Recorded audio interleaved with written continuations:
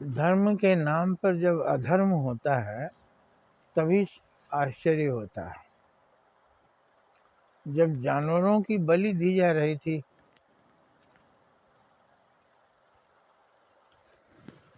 मंदिरों में, काली मंदिर में तो आज भी होता है, जब बलि दी जा रही थी, बलि की बहुत प्रधानता थी, तो भगवान बुद्ध ने बलि का विरोध किया।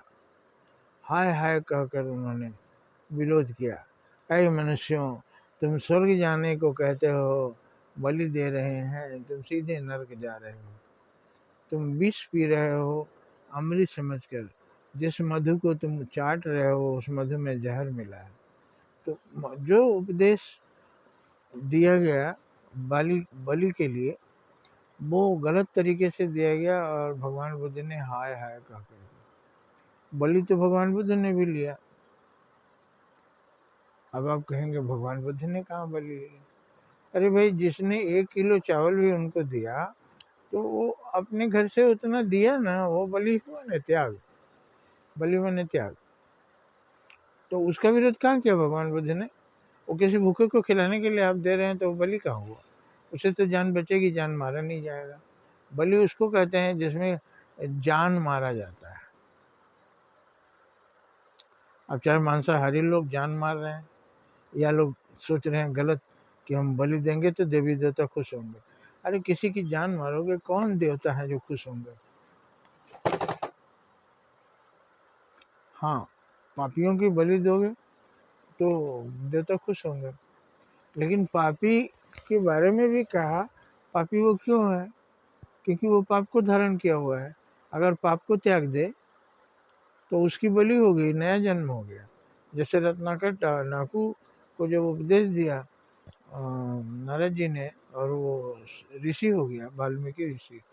क्योंकि जहाँ तप कर रहा था, उल्टा मरा मरा जपते जपते राम हो गया, वहाँ वाल्मीकि बन गया था। तो उसका बलिदान हो गया रत्नाकर का, जब उन्होंने छोड़ दिया। वही व्यक्ति वाल्मीकि ऋषि हो गया, और इतना अच्छा हो गया, उन्होंने इतने अच्छे अच्छे काम किए, इसका वर्णन मैं आगे करूँगा, कि भगवान श्री राम ने उनको साष्टांग प्रणाम किया। साष्टांग का मतलब आप समझ रहे होंगे, 8 अंगों के साथ, 8 अंगों के साथ, मतलब संपूर्ण रूप से जमीन में लेटकर प्रणाम किया। 8 अंग हैं हमारे, वो सारा कुछ समर्पित उनके चरणों में कर दिया। तो जिसको भगवान ही दंडवत प्रणाम करे, वो कितना अच्छा हो गया। और था कौन? रत्नाकर। कहाँ उसको काट दिए? उसको नहीं काट दिए, उसके पाप को काट दिए।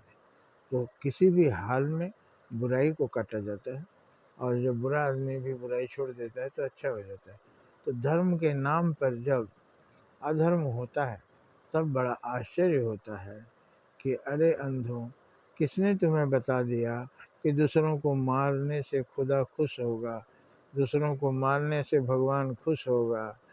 अरे तुम भी जानते हो, फकीर को तुम भी दान देते हो, किस लिए देते हो?